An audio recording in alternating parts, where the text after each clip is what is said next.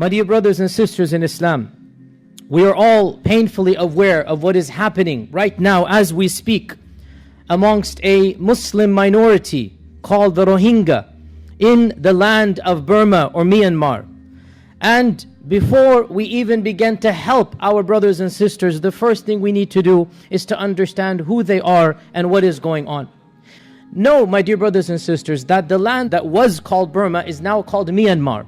And Myanmar is the name that its own inhabitants give to the land. Burma is the name the British gave to it. And Myanmar is, like the majority of countries of that province, born out of the legacy of British colonialism. Like India, like Pakistan, like Bangladesh, Burma as well is born out of British colonialism. And the modern nation state of Myanmar, which was called Burma before, as we said, comes from the ashes that were left by the fires of British colonialists. The majority of people of Burma are Buddhists, but they follow a branch of Buddhism called Theravada Buddhism. Buddhism is divided into 3 branches, and the people of Burma primarily follow a branch of Buddhism called Theravada. And within the Theravada branch, there is a particular strand that is followed by the people of Burma, and the people of Burma follow what is called the Bamar, B-A-M-A-R, the Bamar strand of Theravada Buddhism. And the Bamar peoples are the majority of Myanmar. So the majority of Myanmar are Buddhists, and they are ethnically called the Bamar people. It is important to note that since 1946 up until recently, Myanmar was ruled by a military dictatorship. It was a very strict military junta that did not allow any freedom of speech. It did not allow protests. And it was in that climate that opposition against the government began by local people. And this opposition was led primarily by a lady who is now the person in charge of Myanmar or Burma. And this lady eventually won the Nobel Peace Prize. We should all be aware of her name. It is Aung San Suu Kyi. Aung San Suu Kyi. And she is, by the way, the daughter of the person who was called the father of modern Burma. Her father was the one who led the opposition against the British. Her father clamored for independence. So her father, and his name actually is Aung San, the first two, Aung San. Her name is Aung San Suu Kyi. So the first 2 words are the father, and the last 2 you added is the daughter. The father was the primary figure to fight against the British, to declare independence. He was assassinated, and this was a young girl at the time. So she is raised in the legacy of anti-colonialism, the legacy of freedom. And she then becomes the voice of opposition against the military dictatorship. Back in the 60s, 70s, 80s, she becomes the voice of opposition. Eventually, she is arrested, she is tortured, she is put under house arrest, she is sent into exile. They attempt to silence her. Many of you are aware of what happened in the 80s and 90s. She was exiled to England.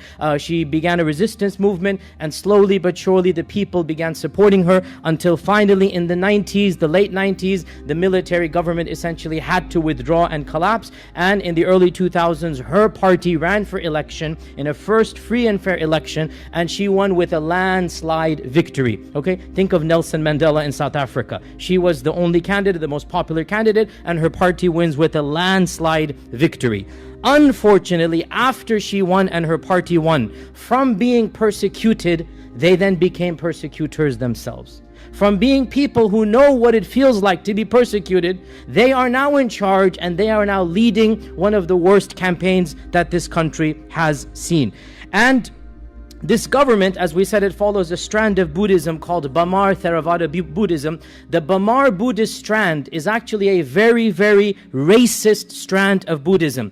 Think of the worst of the Tea Party, the worst of the far right, that mixes elements of Christianity, elements of white supremacy, elements of far right nationalism, elements of pseudo-patriotism, and they use it to basically talk out against minorities, against Muslims, like everybody. We're familiar with that strand here in America. Imagine that strand isn't just a minority, that strand is a majority in this land of Myanmar. Okay, the people support that violent, racist interpretation of Buddhism and of their Myanmar or Burmese values. And just to give you an example, the government has officially declared 8 ethnicities to be real Burmese, real Myanmar people. And all other ethnicities are considered to be foreigners. Now, there are hundreds of mini ethnicities in this land, just like any land. But the government has declared only 8 of them to be officially recognized. And obviously the largest, as we said, are the Burma ethnicity, and they are the ones in charge. So who then are the Rohingya? The Rohingya obviously are not one of those 8. They are one of the smallest of the ethnicities, but they are predominantly Muslim. So the Rohingya are predominantly Muslim. Who are the Rohingya? The Rohingya are a descendants of a civilization that actually used to have an empire, a kingdom, over 500 years ago. And this is a civilization that is called the Arakan civilization. These days it's called the Rakhine, R-A-K-H-I-N-E, Rakhine. Arakan is the classical name, Rakhine is the modern name. Now, the Arakan are not the Bama, they're different ethnicities, different languages.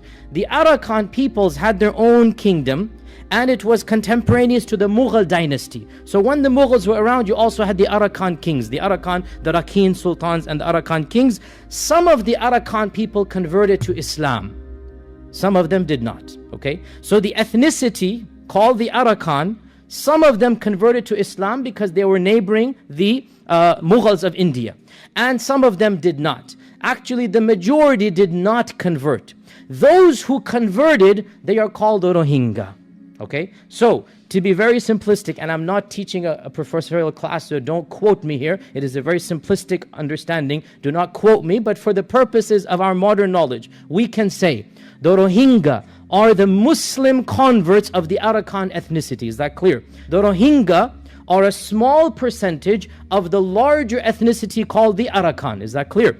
The Arakan, majority of them remain Buddhists or Hindu. Small percentage converted to Islam. And those who converted are then called Rohingya.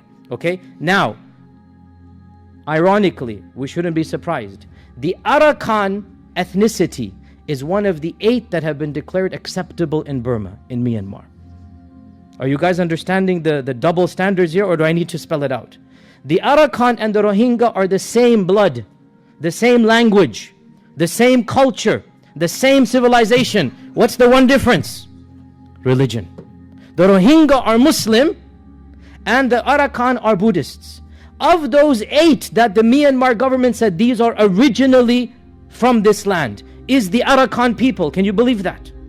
And the Rohingya minority speak the same language. They are Arakanese. Their civilization is Arakan. They go, but because they converted, so the government has said, you are not a part of our land. How can they say this? Well, they claim, this is their claim, they claim that these people are not pure Arakan. They are the children of Muslims who came from India, from Bangladesh.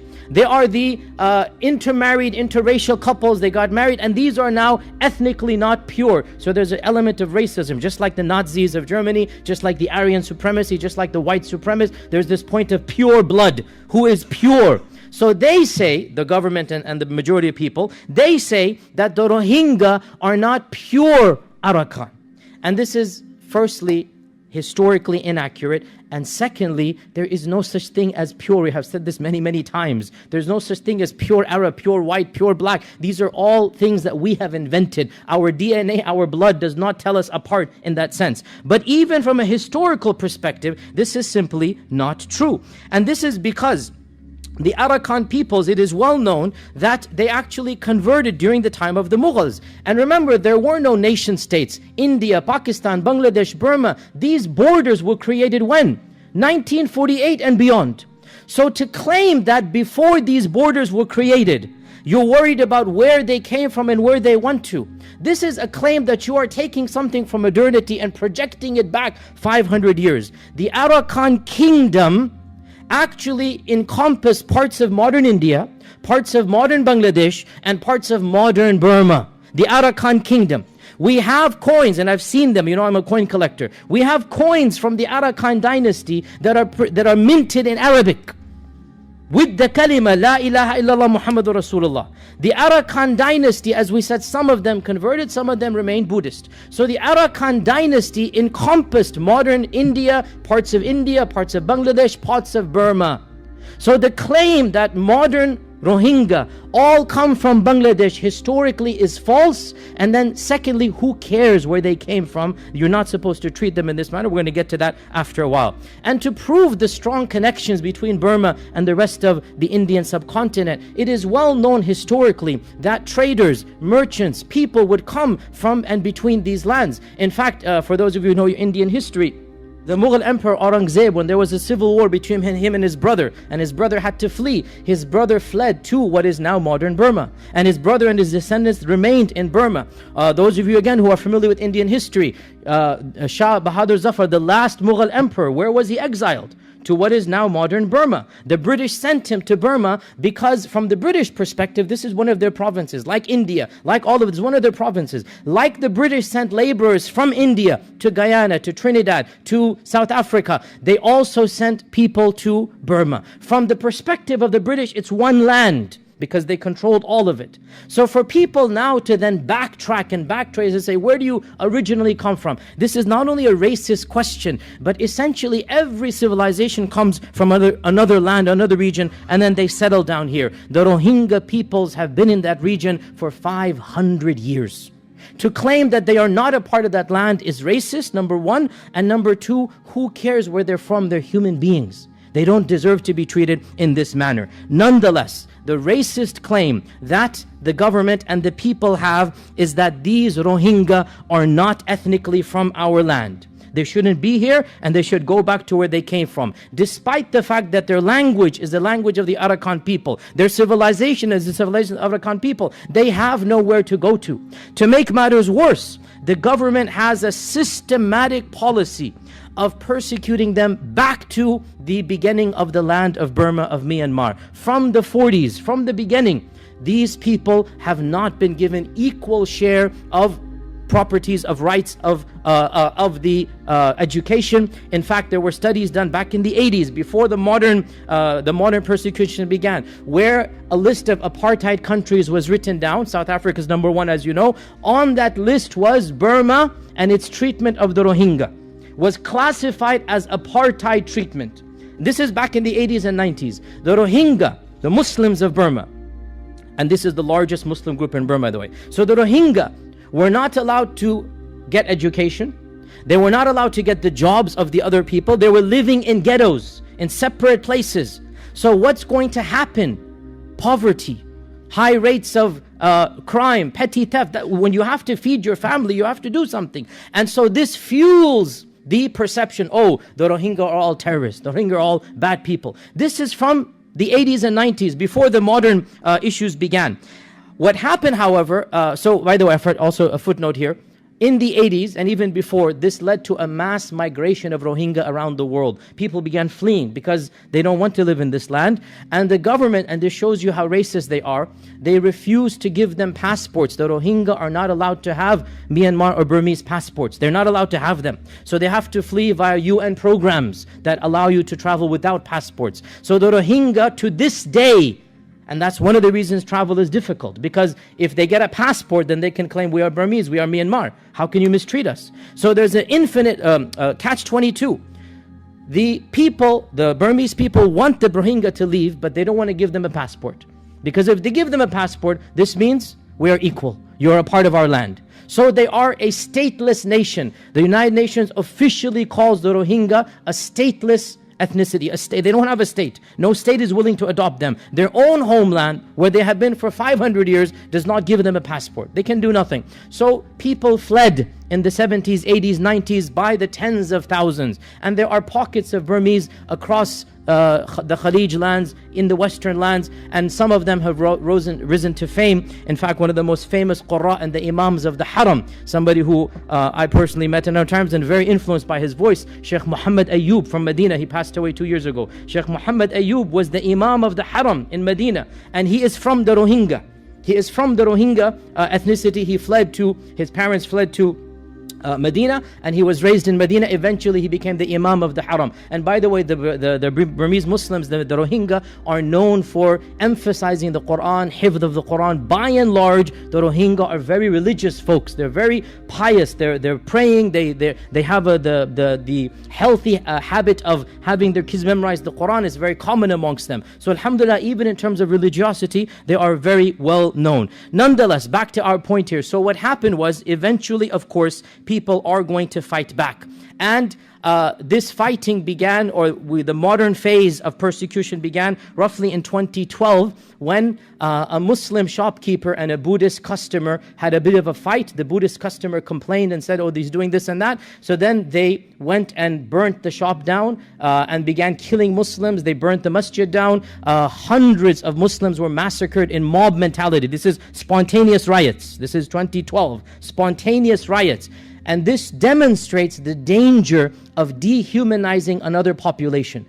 What happens when you keep on saying these people are not a part of us, these people are evil, these people are not fully Burmese or Myanmaris, what's going to happen? At the slightest provocation, just like in Nazi Germany, and the khutbah I gave a few weeks ago, we have to be careful, it's happening here in America with us. This rhetoric that you are not fully the same as us, you don't deserve the same rights as us. Right now we can laugh about it, but 5, 10, 20 years, 30 years of constantly talking like this, what's going to happen? One spark in 2012, and thousands of Muslims were forced to flee. Hundreds were killed. Some of you might remember some of the video footage of children being doused with kerosene and set alight by the Burmese mobs. And the army is standing doing nothing. Absolutely nothing in front of their eyes. In fact, later on we learned not only did they not do something in certain places, the army participated. This is 2012, by the way, before the modern. This is 2012. The army participated. And when you have this power dynamics of men in uniforms and military, and you have civilians, you will also get mass rapes, which from 2012 we have been hearing. May Allah Azza wa Jal protect our sisters around the world. This is the reality, what happens when you dehumanize a population, claim they're not fully like us, you lose any sympathy for them. And we now have, as we know, rapes, killings, whatnot. So this is 2012. What's going to happen? Obviously, a group of Rohingya form bands and they fight back. And last year, they attacked a military post and they killed some people. And I am not justifying any violence, but I want to say, as an academic, as a professor, the term terrorist is meaningless. As a professor, I'm telling you, not as a Muslim, as a professor, the term terrorist is meaningless. Because who gets to call whom a terrorist? It all depends on who's speaking. So the government can call the Rohingya terrorists because they attacked this military outpost. But they can conveniently neglect what they themselves have been doing for the last 50 years. So as a result of that attack last year, the government has basically lost all traces of humanity. And they have declared the Rohingya en masse to be a fifth column, to be all jihadi, radical, Al-Qaeda inspired. All of this is completely false, as you know. These are civilians. They don't even have an army. They don't even have weapons and arms. But they have declared all of the Rohingya to be people that may be expelled and killed. And from last year, 2016, up until now, there has been a systematic attempt by the military. This isn't now mobs anymore. 2012 was mobs. Now it is the military. And the military has official carte blanche authorization from the government to expel or kill or get rid of the entire Rohingya population. And this is what is happening for the last year in particular. And all of you are painfully aware of the footage that is coming out. All of you are aware of tens of thousands of Muslims whose lives have been destroyed, the butchery, the savagery, the burning of people alive, chopping off of babies. This is well known, and there is video footage as well. There is a documentary, there's pictures that have been taken, and this is something even the UN has declared, and I quote from the UN report, a classic textbook case of genocide. This is from the UN. Classic textbook case of genocide happening right before our eyes. And in particular, I want everybody to be aware of two names, two people that are directly responsible. The first of them, the political leader of Myanmar, and that is Aung San Suu Kyi, as we have said, the daughter of the father of the Burmese country, and the one who won the Nobel Peace Prize when she was a dissident, when she was against the government, she won the Nobel Peace Prize. Now that she's in office, she has become even worse than the military government was against the Muslims. And this shows us really what can happen when you gain power. Aung San Suu Kyi has publicly defended what the military is doing. And she has claimed that the Muslims are all Al-Qaeda terrorist affiliates, whatnot. And she has in fact cancelled public engagements in other lands because she does not want to face the press. So she knows exactly what is going on, and she is the one, in the end of the day, the buck stops with her. She's the one in charge. As well, there has to be religious fanaticism, and there is. Ashin Wiratu is the Buddhist monk who was on the cover of Time magazine 2 years ago, and it said the face of Buddhist terror. Ashin Wiratu is one of the most inhumane Buddhist monks to ever have walked the face of this earth. You think of Buddhism, you think of peace. Well, maybe generally, but there are exceptions. And this is one of the main exceptions. He has called for open genocide, for the elimination of the Rohingya people. And he is their senior most cleric within the Burma Theravada Buddhist understanding. He's one of the senior clerics, and he has blessed this endeavor, and he has essentially said that it is permissible to kill the entire Rohingya population, and he is one of their most respected clerics. So when you have your politician and you have your cleric both telling you, go do it, you have our blessings, we see what is happening right now. So for the last year and a half, the situation has gone from bad to worse, and the last 2 weeks have seen over 300,000, and this is the UN estimate. Whatever the UN estimates, multiply by 2.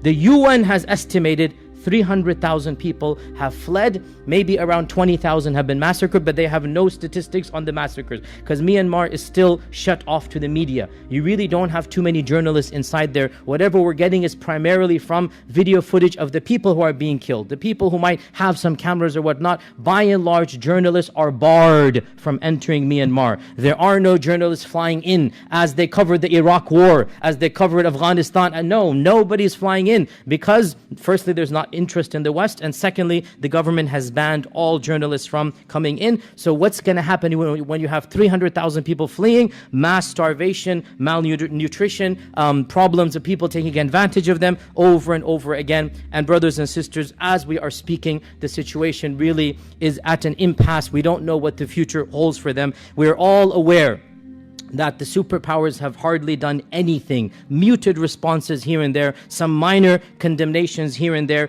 And of course, we have to be grateful for any politician shedding light and condemning. But in the end of the day, what will condemning in and of itself do? Brothers and sisters, we are believers in a Prophet ﷺ who has predicted this. I mean, how much more do we need to understand that this is the Sadiq and the Masduq, the one who spoke the truth? He predicted that a time will come when there will be calamities, there will be bloodshed. Every day will bring worse news than the one before it. And this is what we are seeing with our own 2 eyes, hearing with our own 2 ears. Calamity after calamity, disaster after disaster. And our Prophet ﷺ explicitly said, there shall be bloodshed, there shall be earthquakes, there shall be natural calamities. And look what is happening. Wallahi, we're barely done with one news. Whether it's a natural disaster in Houston, then we hear of Florida coming. We hear of one news, whether it's Kashmir, and then we find out Syria. We finish off with Syria, we're not even done. Still, the Syrian crisis is going on, and another one begins. If this is not going to make us believe, then what will? A prediction that we see happening in front of us.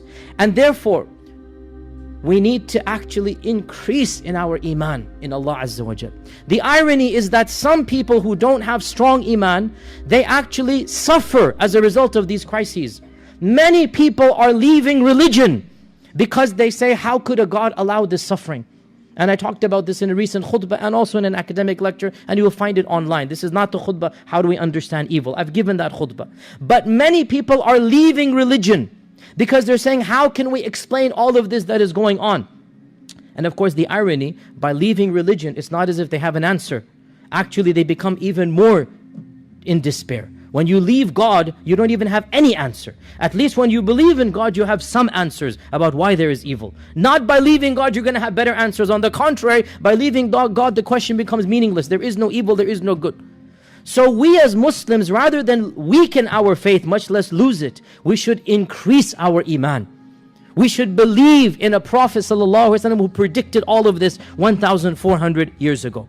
As well, brothers and sisters, and we mentioned this when we talked about why evil occurs. One of the main wisdoms of the existence of pain and suffering is to test those who want to change that pain and suffering. To test those who want to stop that pain and suffering. And therefore, every time we hear of one pain, of one suffering, we need to do something, whatever it is, to try to help. Whether it's dua, whether it is financial, whether it is spreading awareness, whether it is pointing out the double standards and hypocrisies of those who claim never again, and yet it always happens over and over and over again. Of those who want to intervene when 10,000 Yazidis are trapped in a mountain, and they send in the helicopters from America, and they send in the warplanes to rescue 10,000 on a mountaintop. But when 6 million Syrians are gassed by their own tyrant, they couldn't care less. When 250,000 Rohingya have to flee, they just say, oh sorry, what can we do? Yes, we point out the double standards. You cannot intervene when it suits your interest and claim this is humanitarian. No, be honest and say we're intervening because it suits our political agenda. Don't claim that there's a humanitarian reason when you intervene, because far greater crises have happened and are happening, and the world could not care less. The United Nations can issue a condemnation and that is it. The superpowers can just say, oh, that shouldn't be happening, and not a single penny is spent. So yes, we speak out on those double standards, and we talk to the peoples around us and explain to them these double standards. Perchance they will also see what is going on. And brothers and sisters, what we can do as well is feel a connection with the ummah. One of the least things that we can do is to genuinely be troubled. It shows that our heart still has some iman. To live a callous life, a carefree life, not caring what is going on. Are we not terrified what is happening to them here today might happen to us tomorrow here? Are we not terrified that just like in Syria, nobody could have thought it would have happened? Just like here, nobody here that's happening. What about in our lands? So we will try our best to alleviate their pain and suffering, even though there's not much we can do, but we continue doing whatever little we can, because in that little is hope of Allah's forgiveness. Because that's all we can do. I cannot miraculously snap my fingers and stop the entire crises, the entire people fleeing. But public awareness, talking about it on my Facebook page, bringing it to people's attention, giving khutbahs, whatever finances we have, help out with them. Make dua for them. Did you ever make dua for the Syrian refugees, brothers and sisters? Have you ever raised your hands and made genuine dua for the people of Afghanistan and Iraq, for the people of Rohingya? That's the least we can do. And it shows a sense of connection, a sense of ummah, that we have to help, even if it's just by raising our hands and saying, oh Allah, help them. And of course, brothers and sisters, of the things that we need to do in light of all that is happening, and perhaps this is the most important thing, is to recognize the blessings that Allah has given us, and to appreciate those blessings by increasing in our own worship of Him. By being thankful for the freedoms that we have to worship Allah 5 times a day, to be able to pray and fast, to be able to be good Muslims. How sad is it that people are being killed for practicing Islam, and here we are with the freedom to practice Islam, and we are not practicing Islam. The least that we can do is to appreciate those blessings and make a betterment in our own daily lives. If I can't save them, at least let me save myself and my family. If I can't save the rest of the world, let me save my family and friends to the greatest of my extent. And in the end of the day, brothers and sisters, that is all that Allah will ask you. What did you do given your qudra, your power that I blessed you with, your money that I blessed you with, your opportunities that I blessed you with? What did you do within that realm? So in light of all of this, brothers and sisters, yes, we think global, but we act local. Yes, we think global, but our actions have to be local, have to be on myself and my community and my family and my friends. And at the end of the day, all that we can do is to help out with our finances and our du'as, and to raise public awareness and whatever political pressure can be applied. And the rest we leave to Allah subhanahu wa ta'ala. And we continue to make dua to protect ourselves and our families, and to protect Muslims and people around the world. Allahumma inni da'in fa'amminu. اللهم لا تدع لنا في هذا اليوم ذنبا إلا غفرته، ولا هما إلا فرجته، ولا دينا إلا قضيته، ولا مريضا إلا شفيته، ولا عسيرا إلا يسرته. اللهم اغفر لنا ولإخواننا الذين سبقونا بالإيمان، ولا تجعل في قلوبنا غلا للذين آمنوا ربنا إنك رؤوف رحيم.